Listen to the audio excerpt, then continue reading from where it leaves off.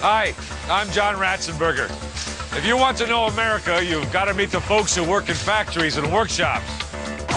People who make real things and take pride in what they do. And then you have to go in there with them to see how it's done.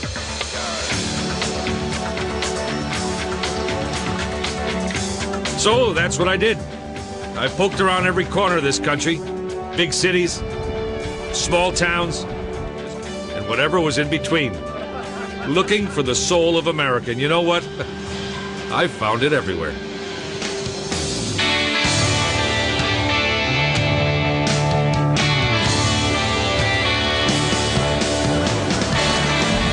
In this episode, everything you wanted to know about making baseball cards is in New Jersey. And that little plastic baseball that drives sandlot hitters crazy, it's in Connecticut. As for state-of-the-art bicycles, well, they're in Pennsylvania. So sit back and relax, because we've got it made in America.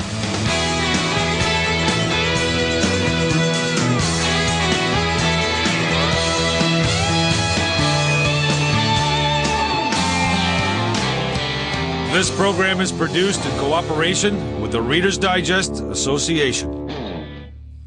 I'm sure you've heard the saying that the difference between kids and adults is the price of their toys. Do you believe it? Well, I do, and I don't. I do think that no matter what age we are, we still like playing with stuff. But I don't think that the price has anything to do with it. Me, I can happily spend an afternoon looking through an old baseball card collection, or playing wiffle ball with my kids, or just tooling around the woods on a great bicycle. Here's a riddle for you.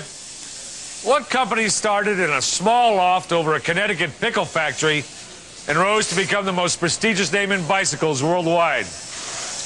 That's right, Cannondale. They started a revolution in the cycling world. And why not? They're handmade right here in the US of A.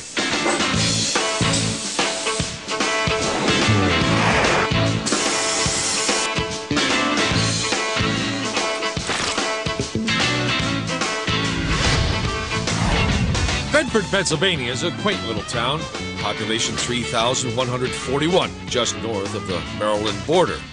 This is where every Cannondale bike is made by hand. Make them hands, 55 sets of them to be precise.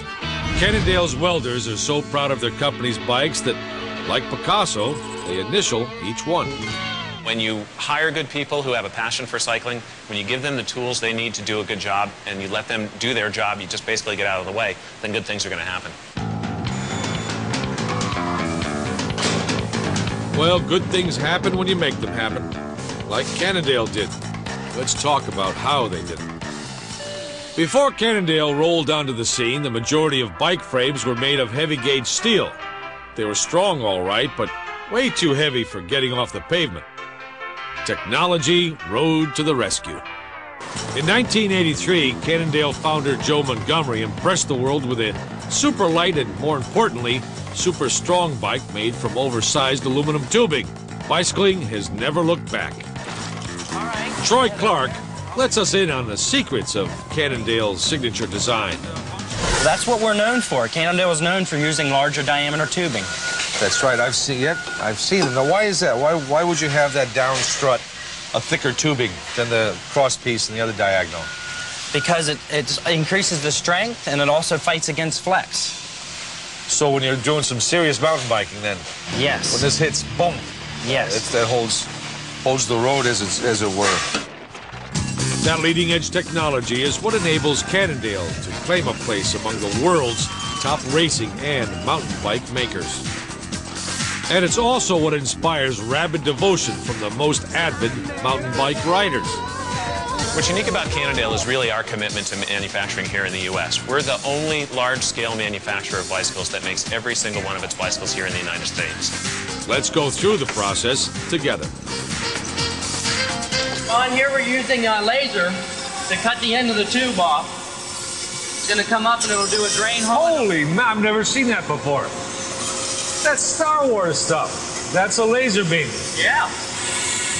Behind this red curtain, master welders join aluminum pipe pieces to form Cannondale bike frames. This curtain is designed to protect passersby from the flash, the blinding light from the TIG welding going on behind it. Right here. Anytime I buy something that has to do with metal, I'll always look at this bead. Because, you know, if it spits and it's rough all around here, you know it's a bad bead. And, Yes. And that they probably didn't take a lot of time. But these are beautiful.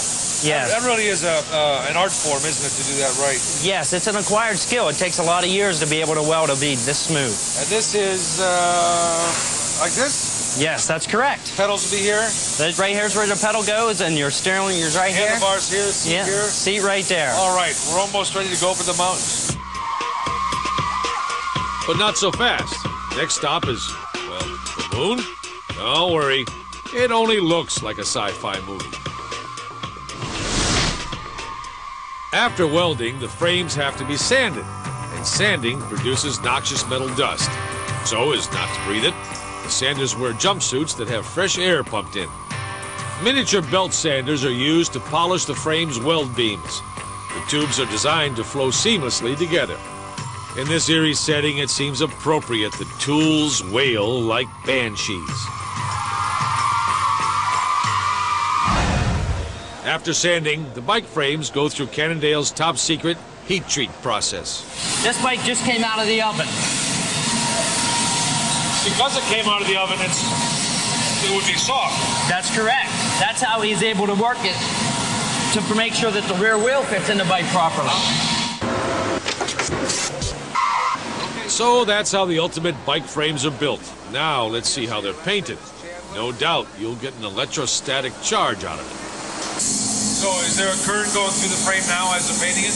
No, the frame is just grounded where the paint actually has the positive charge. No drips or paint globs need applied. The final touches are some intricate decal work to make each bike unique. She's taking the air bubbles out from underneath the paper. Sure. Every Christmas, my son and I have gotten into the tradition of we make a model of something. And this is always the hardest part. This is a very difficult process. It's an acquired skill. It takes a long time to learn how to get this on here without tearing it. These decals are actually small layers of paint applied to the paper. They must call this crew the spokespersons. Oh, you've done this before. It's not a bicycle without tires. It'd be hard to pedal, wouldn't it? Yeah, it's a little difficult. I'm not going to try. That's a lot of neat-looking gear you've got on there, Troy. What's all this? We've got the shifters here, front brake, rear lockout for the rear suspension, another shifter, and the front brake right here. You've got suspension on the rear that locks, that cancels it? Yes, you can actually turn it on and off when you want suspension and when you don't. It's great to know that bikes have suspension now. I remember those teeth-rattling bumps off of curbs when I was a kid. Yeah, you wouldn't even feel a bump with this bike. Call it bumpology. That's what they study in Cannondale's stress analysis lab. Senior test engineer Mark LaPlante has been with Cannondale for 20 years. The man knows a thing or two about fatigue. This is handlebar fatigue. What we're trying to find out here is how long these handlebars will last over the lifetime of their use. This is brake fatigue, John. It stimulates you squeezing the brake lever over and over again, thousands of times. Here we have seat post fatigue. It's when your butt hit the seat. That's it, over and over again. That's a lot of riding.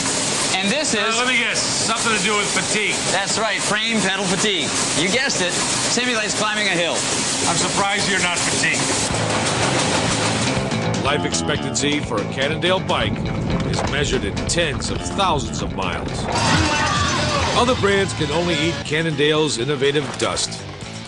Cannondale makes and markets more than 70 bike models. What they have in common is that they all ride on two wheels, and they all were built with a passion for perfection. In just over 20 years, the craftsmen at Cannondale have made over 1 million bikes. How many miles traveled? How many races won? How many new vistas seen? Who knows?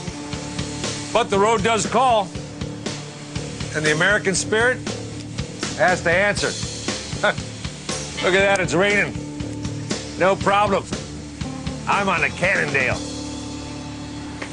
Ha ha!